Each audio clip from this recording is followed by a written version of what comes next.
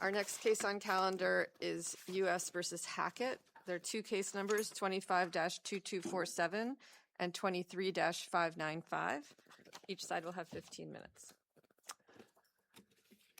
Good morning, Your Honors. My name is Carl Gunn. I'm representing Mr. Hackett. I'm going to try to reserve 3 minutes for rebuttal. I'll start, if I can, though the court can certainly direct me elsewhere, with what needed to be done to effectively litigate the motion for new trial. I just really want to get that out there. First, someone needed to go over the voluminous discovery that's going to accompany one of the most complex offenses in the criminal code, securities fraud. Second, one needed to push for discovery and investigate a confidential informant so dirty the government had indicted him for lying about the ex-president and president's family. Third, one needed to go dig through the court records in that informant's case, get an investigator, and maybe schmooze the informant's lawyer to see what they could find out. Can I just ask, I really struggled to understand what this confidential informant's impact on this case could possibly have been, because it seems like there was a motion in limine about admitting the evidence about Alex, but then it was granted, but then I think the evidence wasn't used. So I don't really understand how there's any way Alex made a difference. I think it makes a difference, Your Honor, because think about what the government's theory was about how and why it was admissible. It was inextricably intertwined. It was all part of the same group of transactions. It was all part of the same stuff, if I can use vernacular, that these defendants were talking about in the so-called securities fraud. So if there was something funny about that, or something about that wasn't match trading or pumping and dumping or whatever it was, then that suggests there might have been something about the charged securities that wouldn't have been. I don't really understand why, though. So maybe there's an informant who you don't trust or who's told you about some things, but then those things weren't admitted. And so we had a trial with evidence of these other things, and even if they're similar to each other, how would the informant over here have affected the evidence over here? I just don't understand it. Well, for example, Your Honor, one of the arguments the defense attorney made was the government hasn't come up with any evidence of match trading. They're talking about match trading, but there's no evidence. You haven't heard any evidence of that. Well, here he would have said, and there's this other transaction out there also. This is one the government controlled. This is one that was run by a government informant. There's no evidence of match trading there. And maybe they go do some investigation and they dig some things up and they come up with, there's even more information here and there's still no evidence of match trading. So the government's whole match trading theory is out the window. Now, I recognize that. What prevented counsel from exploring all that before the trial? I mean, the information found out post-trial was that Alex was a confidential informant, but all of the information about Alex was already disclosed to the defendant. No, I don't think that would have been part of what a good attorney would have been able to press for and litigate. I don't think, certainly the fact that Alex was an informant was not disclosed. In fact, the fact that the government knew Alex's last name wasn't even disclosed because they wrote a report that said Alex, last name unknown. The only information about Alex, and we don't know this because Mr. Hackett didn't have an attorney to push for all this stuff, but the only thing the only information it appears that was disclosed about Alex was the stuff that involved the other informant, Forster. It was only where they overlapped that the information about Alex was disclosed. At least that's possibly the situation. That's why we don't know a lot of this stuff because Mr. Hackett was out there on his own and didn't have an attorney to push for this stuff. If he had a good attorney, that attorney wouldn't have just taken the government's word for it that there wasn't anything more. He would have gone into court and filed a motion for discovery. He would have started pushing these issues. Why isn't it the case that his trial attorney was still on board? He was still represented by counsel. Under the rules of the court, that counsel had not been relieved. I got to respectfully disagree with that reading of the rules, Your Honor. The rules talk about through the notice of appeal stage, and that had passed. And the rules talk about up until a motion to withdraw is granted. And in this case, a motion to withdraw was granted by the circuit. And that, I think, is fairly read under the rules as taking Mr. Nurek, the district court attorney, out of it. He's not still, I don't think any attorney 2.5 years or whatever it was down the road would think he's still on the hook for, coming in to represent a client when the client wants to file a motion for new trial. But I thought the local rule 44.1 said that the attorney must continue until the time for making post-trial motions has expired.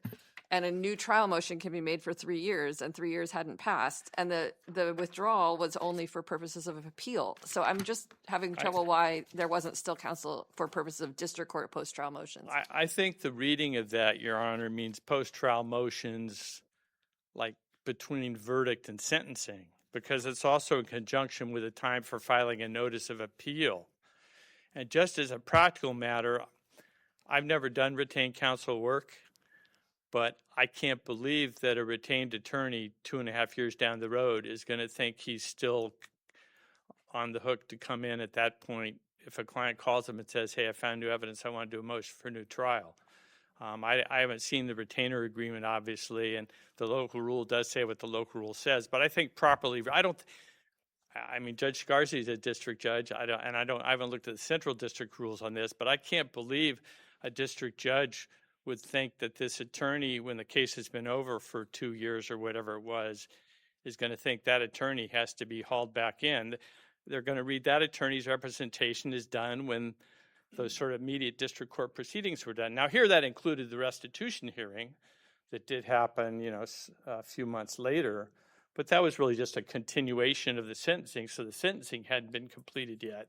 But I can't imagine that anyone would think that the retained attorney's representation continued past the end of the sentencing process and the appeal, filing of the notice of appeal. So suppose we agree with you that there wasn't counsel at this point.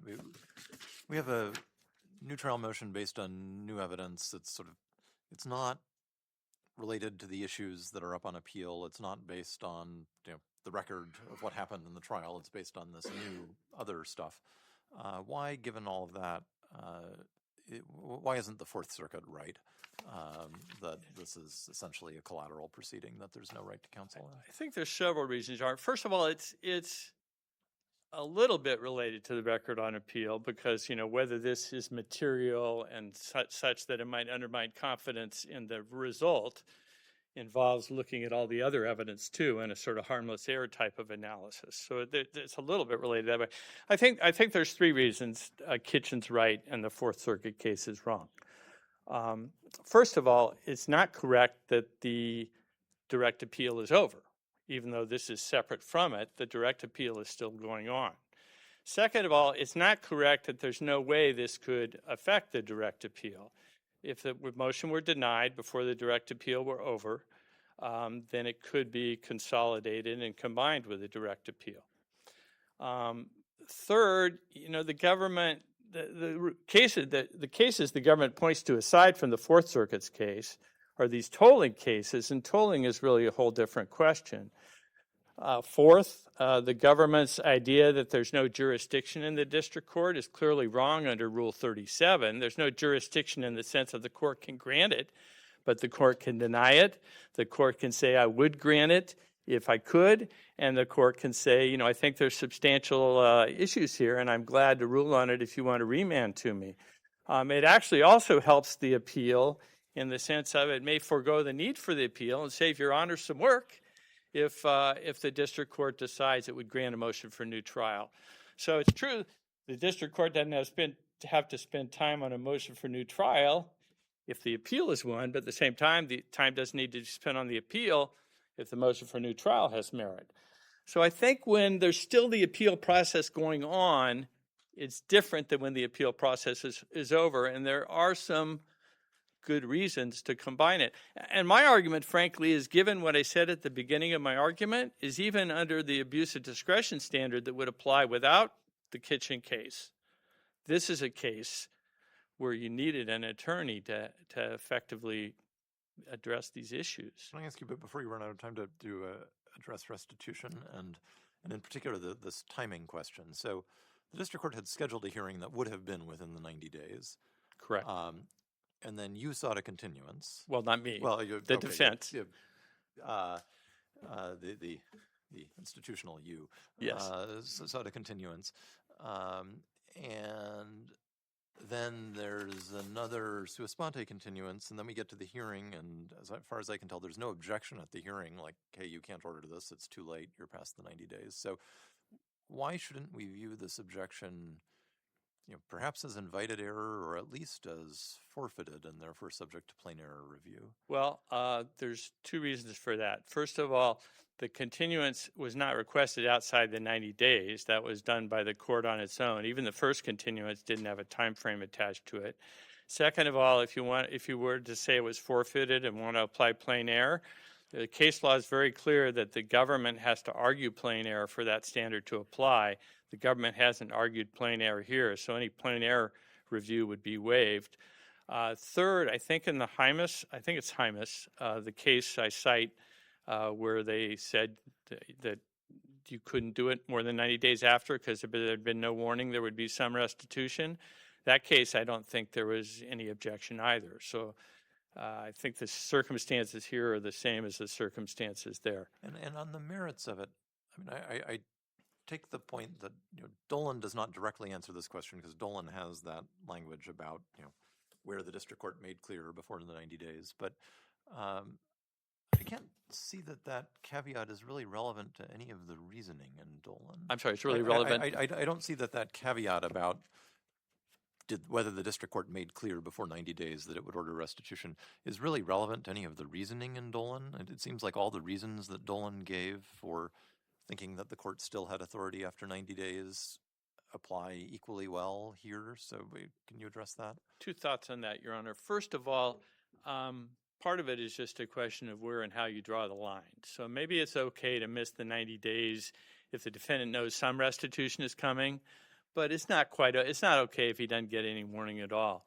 And second, you have Ninth Circuit case law that's adopted that, Stanger. It's the Fu case that I cite in the briefs, I think pretty clearly treats that as a requirement. And then lots of those unpublished cases that come afterwards treat it as a requirement. So I think even if you could treat that as just leaving the issue up in the air, the Ninth Circuit authority right now says that's a requirement. I read Moreland, U.S. v. Moreland, as saying that you have to show prejudice, though, from violating the 90 days, and I don't understand what the prejudice here was. Moreland was about a different type of notice, Your Honor. Moreland was about a requirement that the government give notice, I think, 10 days before the hearing or something like that. It wasn't about the 90-day limit. Okay, why shouldn't it be extended? Why would it be different? Because the Hymas case didn't require that, so I think you should follow Hymas. Did Hymas speak to speak to the issue of prejudice? No, but it reversed without any finding of prejudice. So I'll still give you 3 minutes for rebuttal, but I'd like to go back to this new trial motion issue. Okay, so you have as much time as you have this theory that because the appeal was happening and there was new appellate counsel, there wasn't counsel in the district court anymore. If we just take that for a moment, as say we agree with you about that for a moment, what would that mean about your theory about the new trial motion? Like, does there need to be some merit in the request for a new trial motion that then also triggers this need for counsel?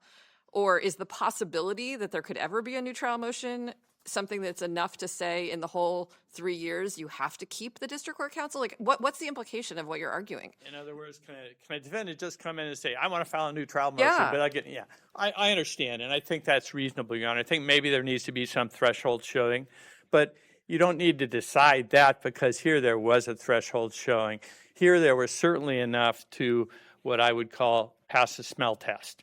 You have an informant who lied to the government so blatantly that they indicted him for it. You have motions in that case about, quote, alleged defects in the prosecution, unquote, quote, FBI handling agents' alleged mistakes, unquote, and a defense expert with a detailed opinion about things.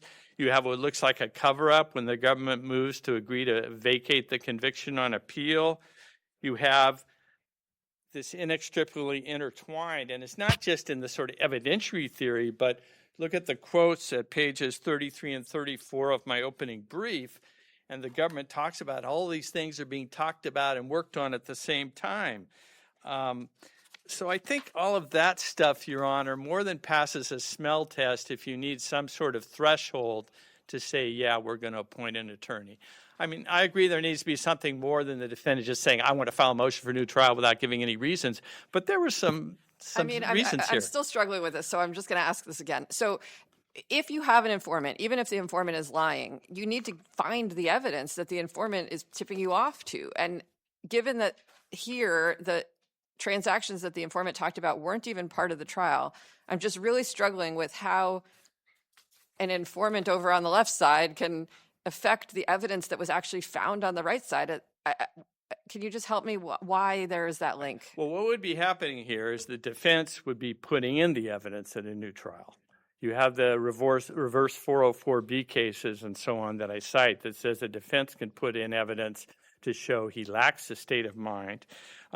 What I asterisked here at page 33 of my opening brief, this is part of what the government said about these other transactions, including this one. Quote, the discussions were not remote in time. In fact, the discussions were contemporaneous with the conspiratorial discussions about ASNT. This is exactly why the United States seeks to introduce this evidence. The references to other deals were made to articulate, explain, and illuminate the ASNT scheme. So all of this was part of the same stuff.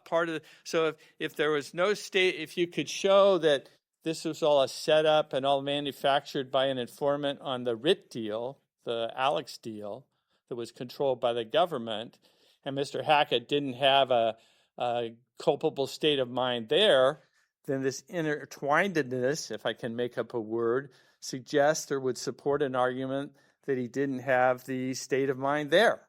And so, I mean, jury might or might not buy that, but it certainly would give you something to work with. You're acknowledging that there needs to be some level of plausibility to what you just said to trigger the duty for counsel to trigger because of the request for the new trial. Kitchen doesn't say that, but I don't know that I could argue that any defendant who comes in and raises his hand and said, I want to file a motion for a trial without even saying what it's about. Or even without that, right? I mean, it seems like on your theory that you have to have this counsel because you might have a new trial motion. Maybe someone should be investigating all the time whether you should have a new trial, and you can never get rid of the counsel until... Well, and of course, here we're not talking about getting rid of the counsel because I believe the counsel's already out. You're talking about appointing a new counsel. But but there was something pointed to. But it would be improper to let the counsel go on your theory, I think. Unless you need there to be some plausibility of some reason. Well, unless the local, I read the local rules as saying when the district court case is over in the sense of sentencing being completed and the notice of appeal filed that the representation ends. That's the way I read the local rule. So yeah, I'm not sure I agree with you but if we read it that way, would the local rule be flawed because it wouldn't give you counsel for a new trial motion? No, because I think the defendant would have to say, I want the counsel. I mean, I think you need the defendant to ask for the counsel, which Mr. Hackett obviously did here. And he did more than ask for the counsel. He presented some basis for thinking there might be something out there to look into. And it's clear, isn't it, that we don't know why the district court denied these two motions post-appeal. It's just a docket entry. We don't know anything about it. I think that's correct. Okay, thank you. Okay, I'll still give you 3 minutes for rebuttal, but let's hear from the government.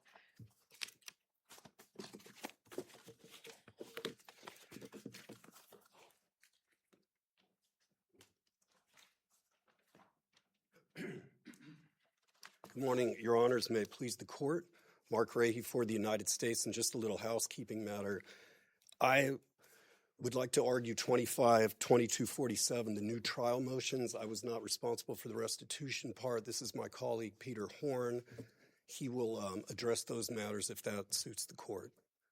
Starting then, the first point I want to make, Your Honors, the government does stand behind the position that Mr. Nurek was still the trial counsel. The plain language of Local Rule 44.1b says that unless leave is granted, and you won't find that leave anywhere in the district court docket, the attorney must continue to represent the defendant until the case is dismissed, defendant is acquitted or convicted, or the time for making post-trial motions and for filing notice of appeal. So I don't know what the practice is in the Southern District of California, and maybe you can tell me this, but at least here, like in our court, if somebody who is represented sends something in pro se, the clerk does not file it. There's just a notation on the docket that they tried to submit something and it was returned because they're already represented. But here, it seems like the motion was filed and actually ruled on by the district court, which is hard to reconcile with the idea that the court thought that he was already a represented party. And I understand, and I know the defense made that point in the reply. The funny thing is, I've been 26 years doing this job. I've never had a case like this before. I'm not that in the weeds on all the local defense rules. All I know is that filing, that's kind of a ministerial thing. That's what a clerk of a court does. What we're looking at here with the plain language, the rule is unless leave is granted, and you don't see that from the district court. But I understand Your Honor's point, and that's why, our position doesn't stand on that. It's just when I got this case and I thought it was funny, like, wow, there's a claim that he's not represented. Not only was Mr. Gunn filing motion and sending letters, but I never saw any leave to withdraw. So, we're just standing on that plain language of that rule, which Rule 44 of the criminal procedure says that the right to counsel will turn on the application of the local rules. So even if it's docketed in the entry, the government's position would be that that's not the judge's, that doesn't necessarily reflect the judge's ruling. What we do know without a doubt is that there is no leave to withdraw granted. So in our court, another thing that we sometimes do in our court is, even though there's a general rule that people can't file things pro se when they have counsel, sometimes we decide to exercise our discretion to consider the pro se filing as well as the counsel's filing. And as I read what happened here, I think that's maybe the best reading of what happened, is the court decided to consider this pro se filing, maybe even though there was counsel, or maybe there wasn't, whatever, whether there was or wasn't counsel, the court considered the pro se filing because the court waited until the appeal was over and then actually ruled on it. So is there anything wrong with that interpretation, that there was at least an exercise of discretion to consider it on the merits? No, I don't. I think that is a reasonable construction, Your Honor. And, Rule 40 or Rule 37 expressly gives the district court the option of deferring ruling until the appeal comes, because, even the advisory committee notes say that's often the prudent thing to do, because if the pending appeal ends up being granted in favor of the defendant, then you don't even need to worry about the motion for new trial. But that said, I'm not afraid to move forward to take this on. Then, as far as the government's position is that there was no Sixth Amendment right to counsel here, and that the Fourth Circuit does have the better explanation of it in Williamson. I mean, here, when I made the argument in the government's brief that the district court lacks jurisdiction, that's what I'm saying is that's jurisdiction to expand the record. Sure, Rule 37 carves out, it's called motion for indicative ruling. There's a few little exceptions that, that allow it to state that it might possibly grant something on remand. But when I talk about, no jurisdiction, that's to enlarge the record on appeal. The other... The defense acknowledged that if there's the right to counsel would need to be triggered, it seems like, by some sort of plausible request for a new trial, because otherwise you have to have counsel for the whole 3 years for everyone. So if we have to come with some standard of plausibility to trigger this right to counsel, can you address whether this passed the smell test, this motion? And with all respect to defense counsel, the government says this doesn't even come close. This informant, Alex Smirnov, never testified at the defendant's trial, was not responsible for any of the evidence introduced. At most, there was a side deal, the writ deal, that the government had moved in limine, and there was a lot of, a litigation about, there was 5 or 6 or 7 other tickers. As I was reviewing the record again, I would point your honors to page 182 of the supplemental excerpts of record. The reason why, and at that page, the prosecutor, this is the opposition to the defendant's second motion for new trial, there was the unindicted co-conspirator, Liana Milhouse. She got sick during trial and she couldn't testify. And so as we even indicate on that page, the intensive pretrial 404B litigation ended up being moot because Liliana Millhouse was too ill to testify. So start with that point. My next point is, it's always been a 5-factor test on motions for new trial. I think the third factor is evidence can't be merely cumulative or impeaching. If I hear defense counsel right, the most he's saying basically is, and I like how Judge Friedman used the left and the right, like, this is our case. We had 2 informants, Wolfson and Forster, with whom we gave all impeachment. The cross-examinations lasted hours. This was about HVST and ASNT, the charged offense. That worked perfectly. Writ, on the other hand, never came in to the trial. So even if you assume that whatever happened in that case, and I don't know exactly all that happened, if he was the worst handled informant of all time, I don't see how that has anything to do with this, except to say, writ large, the government is not so good at handling informants, therefore that's impeaching. But if the settled law tells you that merely impeaching evidence isn't good enough, that's not coming out right at the gate. And I understand, yeah, sure, defense counsel may be right that a very skilled attorney would love to dig his teeth into those salacious allegations of what went on with Alex Smirnov. But that's neither here nor there when we talk about. It seems like the government at one point had a theory that they were connected. Yes. And so, I mean, is maybe trying to understand the best form of this argument, it's something like Alex tricked the defendant into understanding how these transactions work in some way that was false, and that led him to accidentally commit these crimes. I mean, if that's what I don't understand that. All I know is that in the beginning, when you look at it's attached to the third motion for new trial, that writ was being investigated as another pump and dump. It was looked at as possible match trading. There was undercovers in the reports. It refers to prior recorded communications. I mean, but so what was the government's theory about why that would be needed in your trial? Right. My understanding is that just to show that, and it's interesting because our prosecutor used the phrase that a lot of these things are being referred to during discussions just to show the whole pump and dump. Like, hey, we're so involved in pump and dumps. We got the writ deal over here. I mean, that's the best I can take of it. And it went through 2 different judges, but the fact of the matter is, at the end of the day... But for it to come in under 404B, there must have been some theory. It was he learned about it from that, something. I think modus operandi. Just basically, this... I think it was Wolfson, he ran it. There was a network. The pump and dump people, they don't just do one at a time. They do other ones, And I think... But I guess my point is, even if... And I'm sorry if I can't explain it perfectly... The point being, it was always inculpatory. Like, our position was, here you have this HVST, ASNT, we've got a ton of evidence, and by the way, just in case, you think this defendant, this goes to the modus operandi and general knowledge of the way these things work, I don't understand how any of that could then, reverse 404B. Sure, have at it. But this is another crook. I don't understand how this... it's not like, the newly discovered evidence is that the defendant was found in the company of a Nobel Prize winner. It's another crook.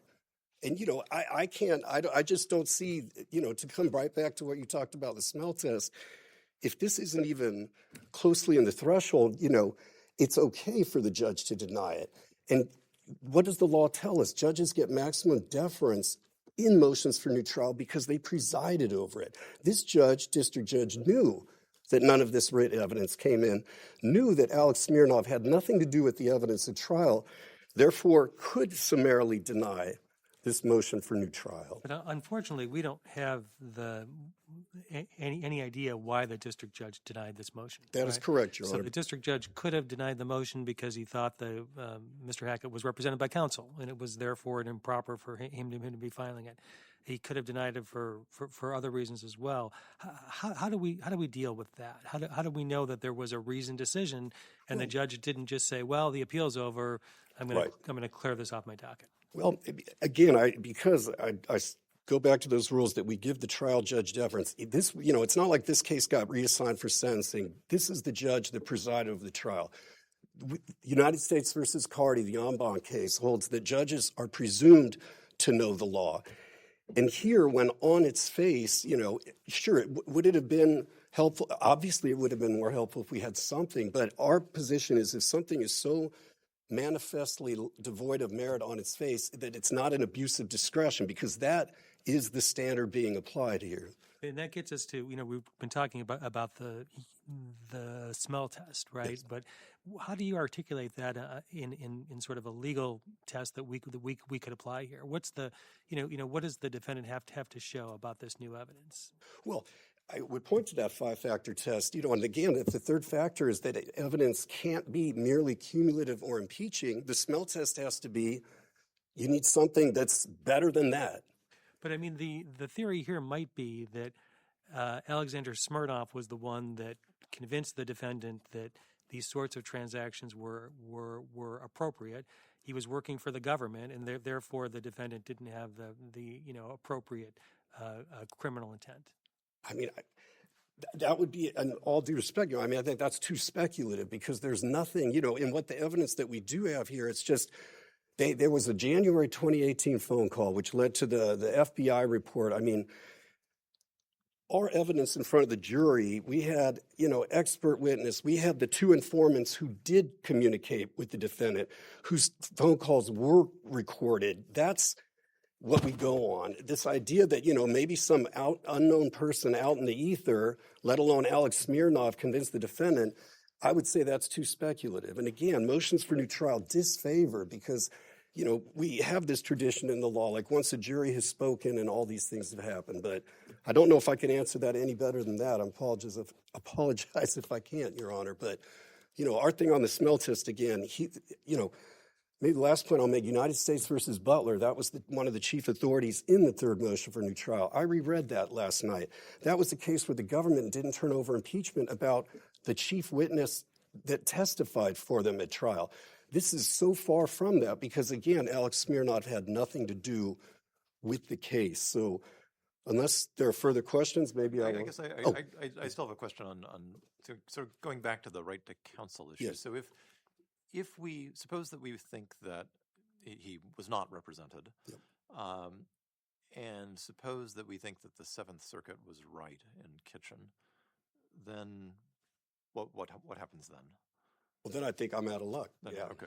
Yeah. So you're not making the argument that I didn't see this in your brief, but you're not making the argument that if there is a right to counsel at this stage, that the failure to appoint counsel could be harmless. Yeah, not making that argument. But, okay.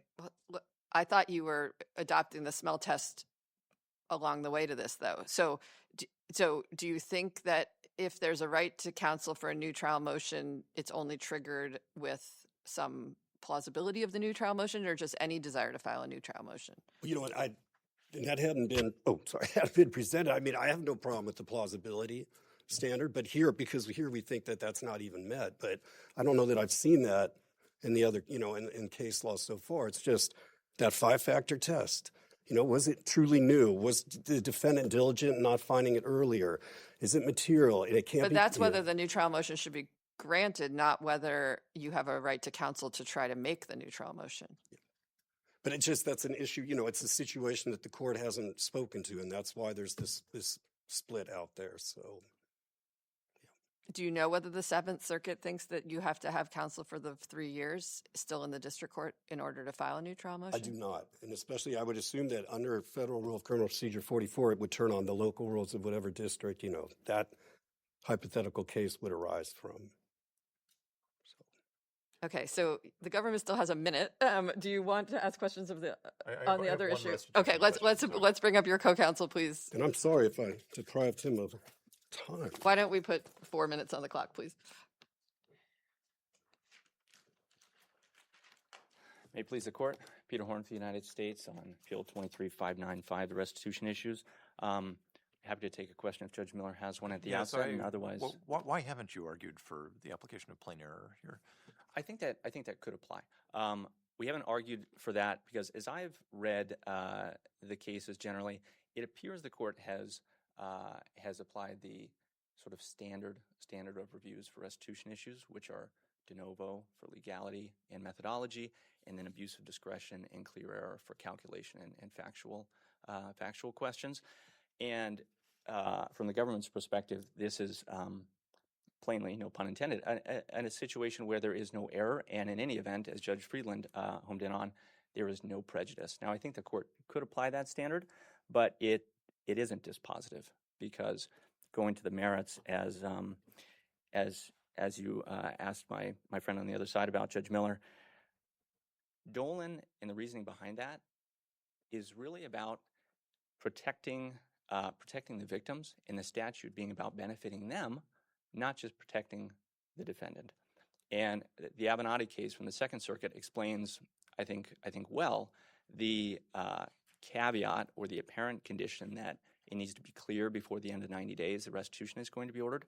What the opinion says is at least when, not only when, or as long as it's clear. It's at least when it's clear. And I don't think this court has applied that at least language to mean that it has to be clear. Many of the cases, and as we've said in our brief, have dealt with situations where it was apparent to the defendant that it was going to be ordered. So the facts were already sufficient to meet that threshold. I mean, so what is there? I mean, if we agree with you here,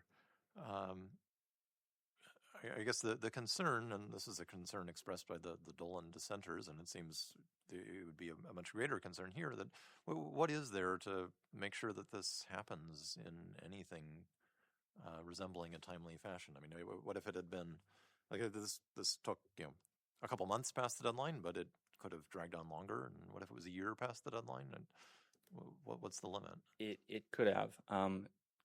2 points. One, this court and its opinions have reflected that there is no strict outer limit. I think it's the Marks case in particular, which deals with a 2-year delay. There's another one cited in our brief that deals with a 3-year delay. Now, those cases, I think, involve potentially developing more information for restitution, an ongoing process. But it shows that it's not just 3 months after, 6 months after. It may be delayed further, and there still can be no error. The second point is that what's the guard? The guard is that this statute and the process is about protecting victims. The government, acting on the victim's behalf, has an interest to move the process along. It has an obligation to do that, both to notify the court pre-sentencing and to promptly advocate for the victims and see that the restitution process is completed promptly after sentencing. So I don't think the court needs to be too concerned about the possibility of an indefinite or years-long delay in many cases. What is your response to opposing counsel's argument that Moreland doesn't apply because it was a different type of restitution deadline? It does apply. And with respect to my friend on the other side, that case involved exactly the sort of delay here, which was the post 90 days issuance of a restitution order. Cienfuegos, I think, is the case he may have been thinking of, which deals with the pre-sentencing notification requirement. But Moreland applies, and this court in unpublished opinions too, the Avenatti case again from the Second Circuit, demonstrates that actual prejudice is required for any error to result in vacating a reversal. Here, Hackett hasn't argued for it, let alone shown any actual prejudice in terms of the evidence, witnesses, or that the district court would have come to any other order than it did here. Good question. Thank you. Thank you. Let's put the 3 minutes on the clock for rebuttal, please. I want to spend most of my time on the new trial issue because that has a lot more impact on Mr. But on the last point, I have a copy of some pages from Moreland. I'm pretty sure Moreland is about the government's noncompliance with its requirement to give notice that it's going to ask for restitution later. But your honors can check me on that. I may be mistaken. On the motion for new trial, I think you hit it right on the head with respect to the 5-factor test my colleague was talking about, Judge Freeland. That's for granting the motion. Here we're talking about just getting an attorney to argue it effectively. I'd suggest if you're going to, Kitchen does actually not say anything about there needing to be a threshold requirement, but if there were going to be one, I think first of all, there may not need to be one because any attorney who would be filing a motion is bound by the ethical rules that you not file something frivolous. So at the very least, there's a threshold that there has to be something beyond frivolous. You can't just go have a client come to you and say, file a new trial motion, and then you file a motion saying, I want a new trial with no grounds, right? That would be frivolous. So that could be the threshold. The other possibility, if you were going to set something higher than that, and I'm not sure you should, given that ethical boundary on the lawyer, is it would be something more analogous to the sufficiency to get a theory of defense instruction, which is basically some scintilla of evidence out there that might support something. And I think that is met here. So that were the thoughts I have on that. On how this worked into things, I love to use little math. What's sauce for the goose is sauce for the gander. The government wanted to say that these other deals under 404B showed my client's state of mind, that if he knew what was going on and was part of it, intending to pump and dump in these other deals, that would suggest if he intended to and knew about it in the charge deal. Well, what's sauce for the goose is sauce for the gander. If we developed evidence that shows that he didn't have that state of mind in the Alex deal, then we could use that to argue he didn't have the state of mind in this deal. And again, I'm not saying we passed the 5-factor test at this point. That's not what's before the court. What's before the court is whether there was enough there, enough smell, enough scintilla, maybe just enough non-frivolous to say you get a lawyer to look into it and to really push for the things that a lawyer would know to push for. On the representation thing, I think the fact that the court ruled on the motion, under the local rules, he's not supposed to rule on it. He's supposed to just file it under seal and give it to the attorney. And he didn't do that, so I think it's clear that he didn't see Mr. Hackett as represented.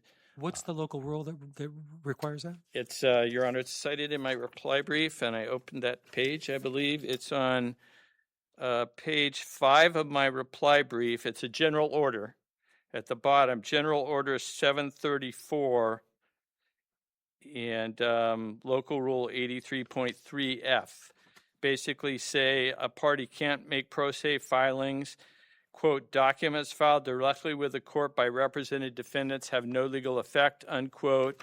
And quote, on page 6, any document presented to the court for filing by a criminal defendant who is represented by counsel will be filed in the applicable case, but only the docket entry being made public and the filed document only accessible to counsel of record. So it's not just me saying I don't read Mr. Nurek as being still counsel as the court too. And by the way, there's been some suggestion that I was representing him in the district court. I've given you my thoughts on that. If you at all go close to down that road, I really urge you that you have to appoint some conflict-free counsel, but I hope the court doesn't. Unless the court has questions. Thank you. Thank you Your both Honor. sides for the helpful arguments. This case is submitted, and we're adjourned for the day.